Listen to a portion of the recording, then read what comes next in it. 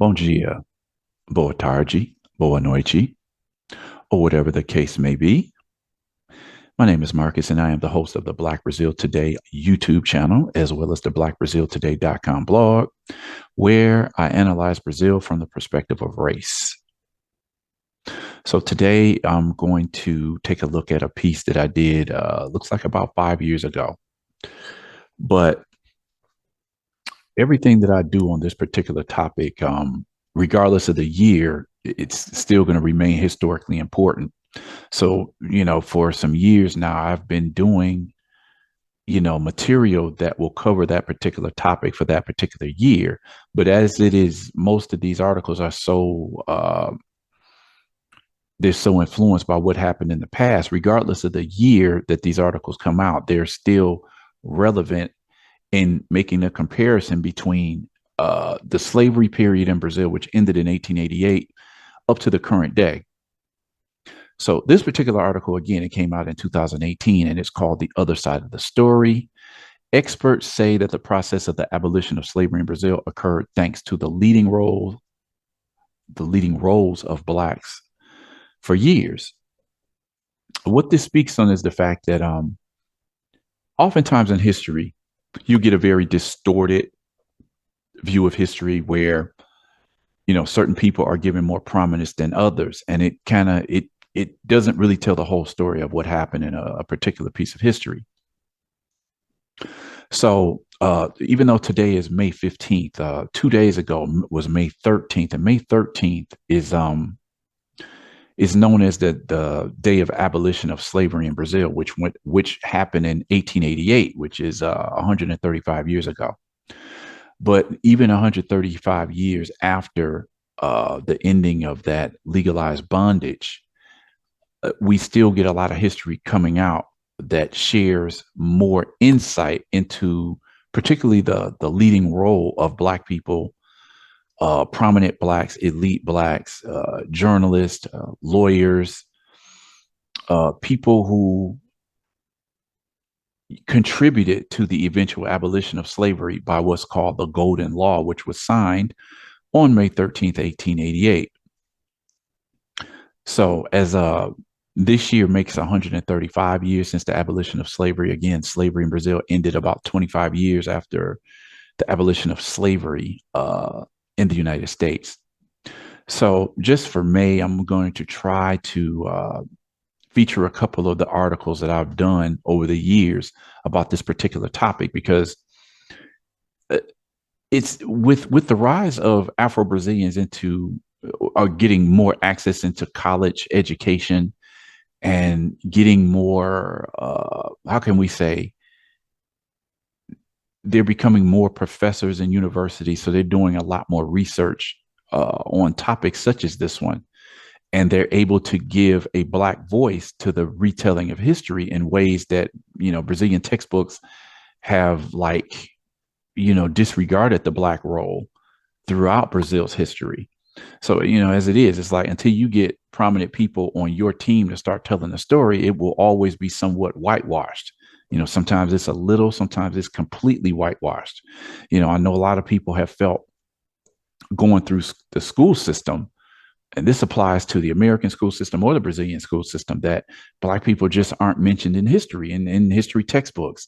I know in the United States, you'll get a little bit of this, a little bit of that. A lot of the history that you'll get about Black Americans is often focused on just the civil rights movement, and as has been told, has been said several times, it's like if you start your history from the viewpoint of slavery, then you're erasing thousands, tens of thousands of years of history, on the African continent, which would give us a somewhat more balanced representation of what we'll call like global Black history. So today, this is what I want to, like I said, I want to throw this back to the 2018, even though it's 5 years old, this piece is still very relevant today because it still talks about the struggles over who's able to control the telling of history. So with no further ado, I just want to get straight into this. As I said, 135 years after abolition in Brazil, and there's still a lot to be discovered and a lot to be told. So let me just get straight into this article for today. This is a scene from the 1984 film Quilombo. I'm going to talk a little bit more about that as I go on. So, in all of my years of schooling, from elementary school to the university, the emptiness I often felt after sitting in on various history classes only began to add up when I discovered that history is always told from the perspective of the victor, the colonizer. With this discovery, I then understood why I rarely, if ever, saw people that looked like me in these history classes. Although it's been a few decades, I still vividly remember sitting in my Catholic school and learning about ancient Greece, ancient Rome, World War II, Mao Zedong, Franklin Delano Roosevelt, Joseph Stalin, Shanghai Shek. Come to think of it, I don't even recall my teachers even discussing the global trade of Africans. A bit surprising, as so many schools restrict any mention of Africa and its people to slavery or something to do with the American civil rights movement, what I just said. So later on, I would also learn that not only were history teachers and textbooks hiding the history of Africans and their descendants, they also only told partial truths about history. After years of being confused about many events of history that I was taught in various schools, it was only after I began to study what could be called alternative history, quote unquote, alternative history, that I began to fill in some of the blanks that those history classes often left in my mind. I soon discovered that not only are Black children lied to about history, but so too are white children and everybody else. With this in mind, it would appear that Napoleon Bonaparte may have been on to something when he said that history is a set of lies agreed upon. In my years of unlearning the BS I have been taught, I have to say that I certainly mostly have to agree with that statement. Of course, many of us will know what this is from. This is from the famous miniseries 1977 Roots. Yeah, I mean, I'm curious to know what people listen to these videos. If you saw this miniseries, what are your recollections of this series? You know, what memories do you have? What are some of the scenes that you most remember from watching this fictional account of the slavery era in the United States? My first exposure to anything that had anything to do with people who look like me, and I'm sure it was for many other people, was the TV miniseries Roots, credited to African American author Alex Haley. But in keeping with the theme of lies, it turns out that that too is also not true. Um, do a little bit of research to see what you find. But what I've come to find is that Alex Haley, even though he's credited with the story of Roots, he's not actually the person who authored the story. His name was put on it, just like I guess you could say like a ghostwriter. You know, somebody else wrote this story. You'd be surprised to see what the person looks like who wrote this story. But let me keep this moving. A lot of us remember this scene with LeVar Burton as Toby, you know, when he was being whipped into submission as he was trying to hold on to his name, which was Kenta Kunte. And they whipped him into submission until he accepted, you know, his Anglified name, Toby. Remember that scene? Regardless, the miniseries was the first time someone tried to explain to me how my family ended up in the Americas. After seeing all of the brutal beatings, the rapes, the forcing of the acceptance of European names, and the separation of families, I remember thinking, damn, that's how we got here? Now, you know, understanding history is an ongoing process. It's not like you can just learn a piece of history and then just stop, you know, learning, stop discovering. Because what you'll find is that there's always new facts that come out about history that will add to what we already know or completely change that history. And that is the case when you start looking at other scholars who you may not have heard of, who talk about the fact that there were already Black people in the Americas before the coming of the European, you know, the brutal extermination of Native Americans, and then the importation of enslaved Africans, we'll say. Now, you know, more and more of this information is coming out.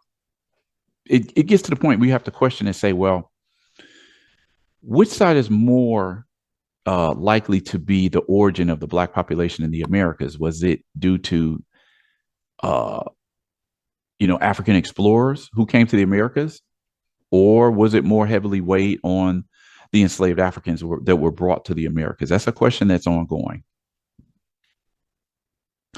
Funny, my history class didn't tell me anything about that history. Again, referring to the enslavement of Africans. They didn't really, obviously, if they didn't talk about Africans, they didn't talk about what we thought about roots and what would eventually come out about roots. So, although some, although those same history classes were sure to let me know that my family and I were free because of the good deed of good old Abraham Lincoln in 1863 through what was called the Emancipation Proclamation. Of course, those classes didn't mention the fact that Lincoln's goodness had nothing to do with the Emancipation Proclamation, nor did it mention that Honest Abe also proclaimed that he, as much as any other man, is in favor of having the superior position assigned to the white race. Hmm. I wonder why the Catholic nuns never told me about that. Temple scratch. Again, thanking good old Abe for the liberation of Black Americans. No, there was much more to the story of the abolition of slavery that textbooks conveniently left out. And the same is also true of abolition in Brazil. And just as it was necessary for me to learn the truth by reading more Black authors, it is also true of the situation in Brazil. And with more Afro-Brazilians entering institutions of higher learning, it is now possible to get a more balanced vision of the Eurocentric history that millions of Black children receive every year. As such, with the recent passing of the 130th year of the abolition of slavery in Brazil, again, now it's 135 years since the abolition, scholars have been taking a fresh look into history and finding the Afro-Brazilian struggles, heroes, and sheroes that the average person knows nothing about. This is just one article, but every little piece contributes to a fuller understanding of the lies that we didn't even have the option of agreeing with. Experts highlight the Black role in the ending of slavery, that is, in Brazil. Well before the signing of the Lei Áurea, Blacks already fought for abolition. So this is a newspaper, announcing the abolition of slavery. It says free, what is called Gazeta de Notícias, 13 de Maio, which is May 13th, 1888, the extinction of slavery. Law number 3353 of May 13th, 1888 declares the extinction of slavery in Brazil. On Sunday, May 13th, 1888, Princess Isabel sanctioned one of the most emblematic laws in Brazil's history, the signing of the Lei Áurea, I'll say, which is called the Golden Law, translated into English, exactly 130 years ago. Again, another 135 now. It was a milestone that formally abolished slavery in Brazil, but that didn't determine a clear dividing line between slavery and freedom of Blacks in the country. So this is Princess Isabel. She's often given the credit as, oh, with a stroke of the pen, this great woman, liberated all of the remaining slaves in Brazil, right? Despite the Lei Áurea, or the Golden Law, again, having been approved by the Câmara, or the House, and the Senate, and sanctioned by the princess in just 5 days, according to what was registered in the Jornal do Senado, or Senate Journal, in the edition of May 14th, 1888, experts say that the process of abolition in Brazil occurred thanks to the leading role of Blacks for years in a homeopathic way, and not by a single and definitive act of the regent princess. This is, what is it called? The law of the free womb, which I think it was 1871, and it just proclaimed that any children born of slaves were born free. I think that might be something that we'll talk about in the coming article also. Under the influence of the growing international abolitionist movement, Brazil was the last country to abolish the slavery system. So this means, of all the countries in the Americas that had slavery, whether it's United States, Brazil, Argentina, Colombia, Venezuela, Jamaica, Haiti, Brazil was the last country in the Americas to abolish slavery in 1888. The final decades of the 19th century, laws like Eusébio de Queiroz, the free womb, and the sexagenarian law gradually paved the way for the formalization of the end of slavery. This is a scene from, I think it was a mini series that came out a few years ago, and it was about a famous revolt led by Black Muslims in the state of the northeastern state of Bahia in 1835. Far, however, from the cabinets of the Brazilian Empire, the climate of unsustainability of slavery system, which lasted more than 300 years, was already felt since the 16th century. Again, a photo or just a cartoon depiction of the revolt of the Malays, right? 1835 revolt led by Muslims in that state. Several slave rebellions in the Colombos or in the urban areas, such as the revolt of the Malays, triggered in 1835 in Salvador Bahia, among other acts of resistance led by slaves or freed blacks, demanded the end of slavery. This picture and the one below it are scenes from the 1984 film Quilombo. It tells the story of a community of runaway Black people who established their own communities. In Brazil, they're called Quilombos. They have different names in different parts of the Americas. In the United States, we know them as Maroon societies. Another photo from that film, again, the 1984 film Quilombo. Escravos libertos, or freed blacks. Okay. The seed for the abolition was also planted through the mobilization of Black families and fraternities, in addition to the intense work of lawyers, writers, and journalists who have used the press and other means of expression in order to defend the freedom and the guarantee of the rights of the enslaved and the later recém libertos, or the newly freed, by the Lei Áurea. The conquest of freedom was assigned to the course of history as a concession by the political elite of the time. Contrary to this narrative, contemporary historians highlight the trajectories of Black men and women who participated actively in the abolition.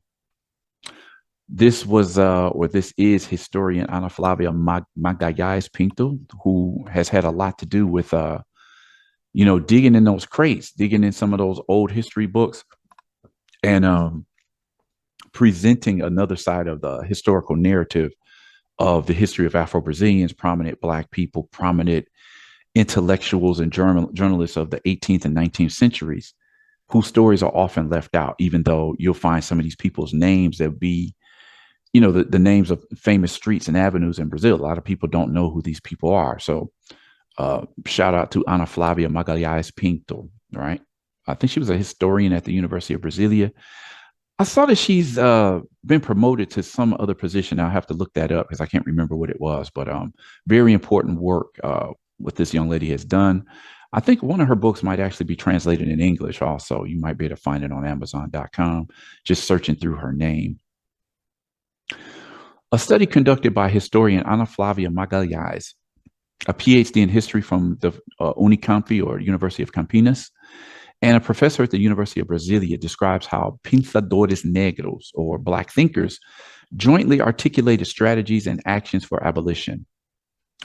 There were many Black abolitionists, and this official history basically reduced these various possibilities of actuation in the figure of José do Patrocínio, this man in this picture here, and even so limiting making a caricature of what his performance was, as the one who kissed the princess's hand, the traitor, says the professor. Again, it's the journalist, José do Patrocínio.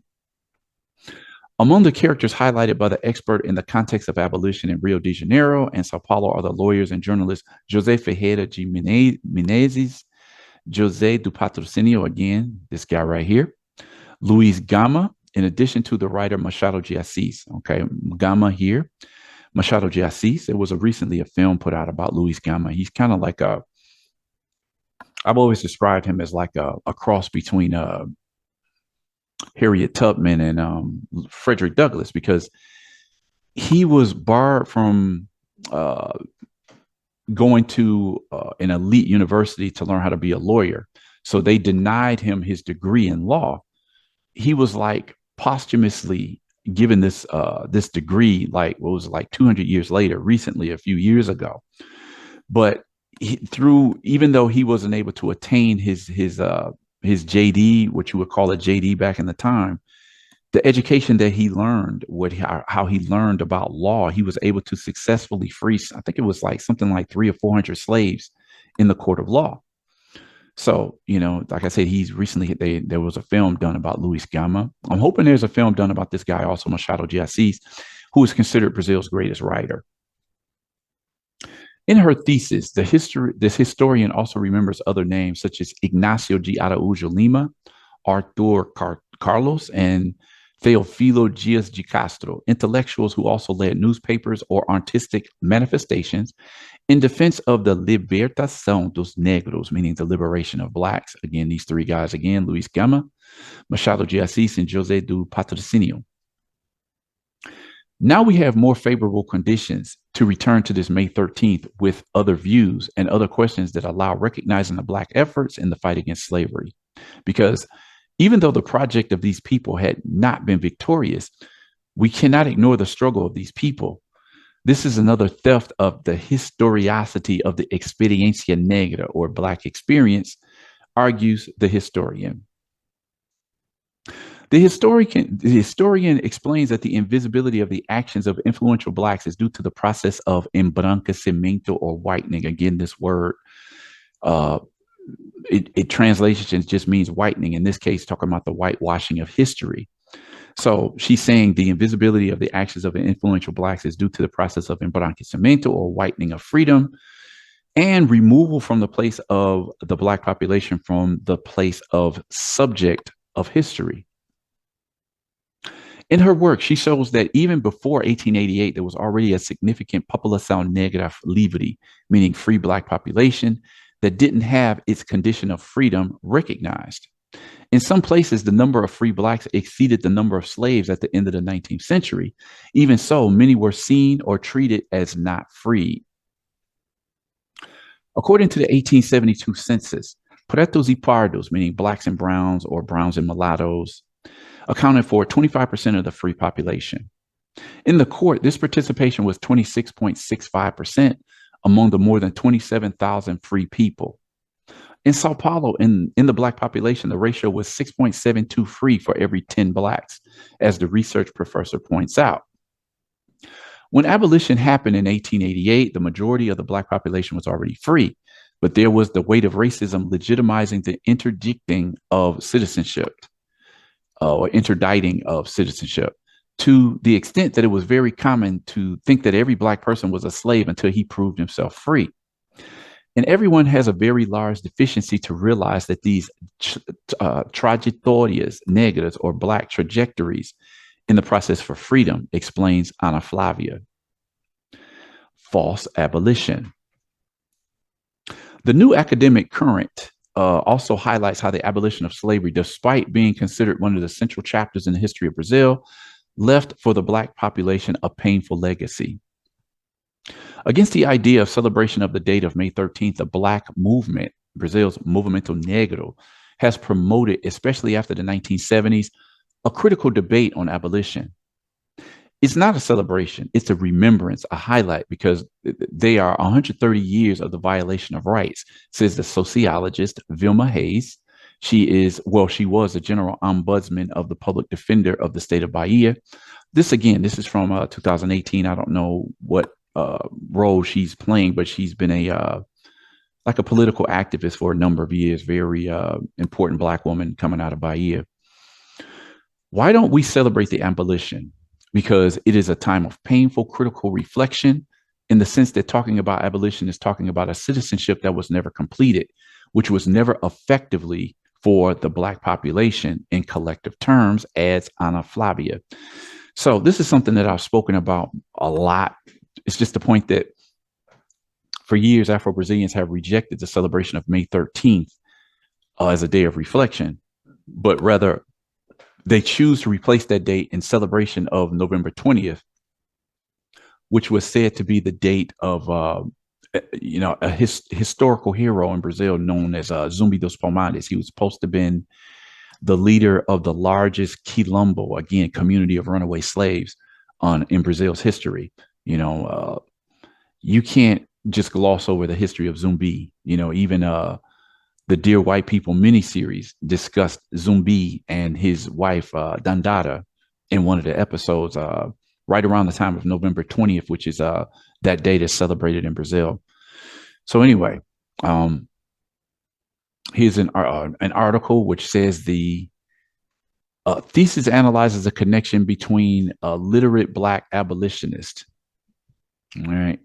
So as we can see, you can kind of feel what they're doing here is like comparing, particularly Louis Gama, but all of these men were important in the process of abolition. And seeing a picture of Frederick Douglass, this is a comparison that I often made. Like Louis Gama, this guy here again is somewhat reminiscent of the story of Frederick Douglass, in his importance as we could just say a prominent Afro-Brazilian in the history of abolition, or what the movement that would lead to abolition.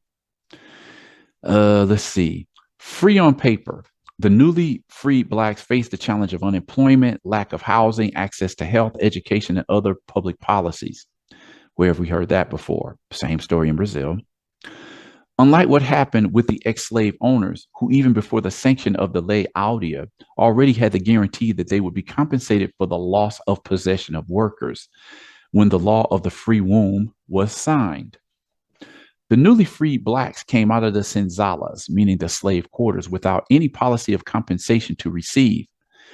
Some abolitionists, such as Joaquim Nabuco, defended changes in the so-called Lei de Terras, meaning the land law, which excluded the slaves from the distribution of properties in post-abolition. The struggle for land, however, persists into the present day with the titration process of areas belonging to the Quilombola communities. Again, these are areas throughout Brazil where the former Quilombos of, say, the 17th, 18th, 19th centuries, there are people who still live on this land, and for years they have been battling with the Brazilian government for the right to these lands officially, legally on paper, right?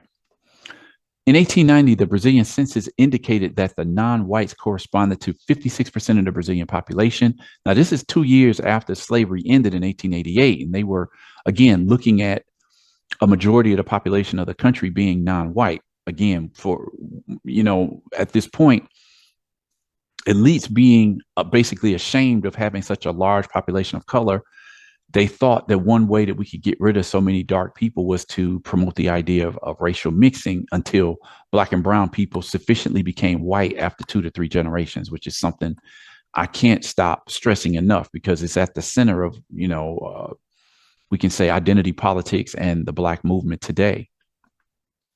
You can't really deal with Black history and this fight for the unity of Afro-Brazilians without taking a look at the miscegenation question, because so many Black and brown families, they have mixture in their families, which makes this strong Black identity somewhat problematic, even though it's advanced, exponentially over the last 2 decades. Anyway, again, in 1890, the Brazilian census indicated that non-whites corresponded to 56% of the Brazilian population, estimated at 14.3 million people, according to data collected in the thesis of Ana Flavia. Even though the majority Black population was marginalized and forced to live and work in precarious conditions, a framework that now, 135 years later, still has not been altered in an effective way. It is important that we think of the abolitionists then of the 19th century and what we are facing here today. This situation today is regrettable, a timeless racism that organizes itself in Brazil, and that a lot of people who are at the top of the political control have an aversion to even mention this debate, much less face what this situation of historic exclusion produced and impacted on the project of life of Black collectivity of the country, criticizes Vilma Hayes. So basically what she's saying in a nutshell is that the historic exclusion of Black Brazilians from just full citizenship can still be felt today. Here it is 135 years later, and you still see this inequality in all of the social economic statistics that compare whites against non-whites. For the experts, one of the main strategies for rethinking the meaning of slavery and the abolition is the implementation of Federal Law 10.639, 2003, which provides for the compulsory teaching of Afro-Brazilian history in the school curriculum. In force for 15 years, well, now 20 years, the law is not yet applied in all the country's schools and universities. A lot of professors have either just completely ignored this law. Again, it mandates the teaching of Afro-Brazilian and African history in Brazilian schools. But not only do teachers feel inadequate on the topics to teach this, but oftentimes they just totally ignore this law. So it hasn't been as widespread in its teaching as it could be. Very important law that considers that Black Brazilian history and African history that's been left out of the textbooks. And this is a small step forward to trying to introduce the population to some of this history. The private schools do all type of maneuvers in order not to comply with this law. And in public schools, much of what has happened, it is by the initiative of the teachers who are activists. Sometimes they are able to mobilize all the faculty of the schools, contests Vilma Hayes. So, what she's saying here is that with a lot of Afro-Brazilian teachers in these schools, they're making the effort to bring some of this history to the classrooms, because if it's not for them, this law will just be glossed over by other teachers and professors. They'll just skip over it and not even deal with any type of Black history in the school textbooks or just in the classroom setting. The ombudsman, again, this is Vilma Hayes from Bahia. She denounces that the application of the law is also low in higher education due to the omission of the state and the managers of the institutions. We see there the violent demonstration of institutional racism, because any other protocol with the power that Law 10.639 has, any legal framework would be respected and implemented at the university. And the managers don't implement it by exercise of institutional racism in the context of higher education, she criticizes. Again, Vilma Hayes. Vilma highlights in this process the actions of Professor Petronilia Beatriz, who was a rapporteur of the national committee that prepared the national curriculum guidelines for education of ethno-racial relations and for the teaching of Afro-Brazilian and African history and culture. Basically, African and Afro-Brazilian history and culture. If it's one thing that the law has been created and signed into law, but it's another thing to actually get this information into the classrooms where, teachers teach it at the side of all the other important topics inside of the school curriculum. She recalls initiatives taken by the Blocos Afros in Bahia and Maranhão, works of the Research Institute of the African Descendant in Paraná, and Black collectives and other programs from different states.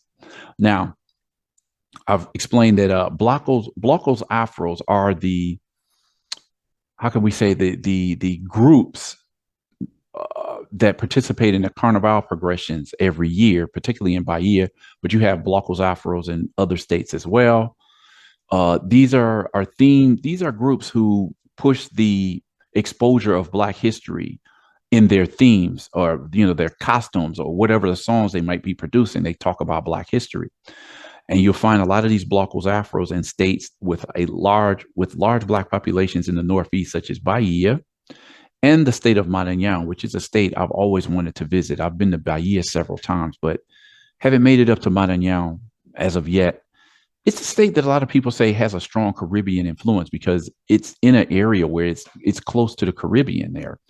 So they get influence from Jamaica and Trinidad and other countries that are in the Caribbean.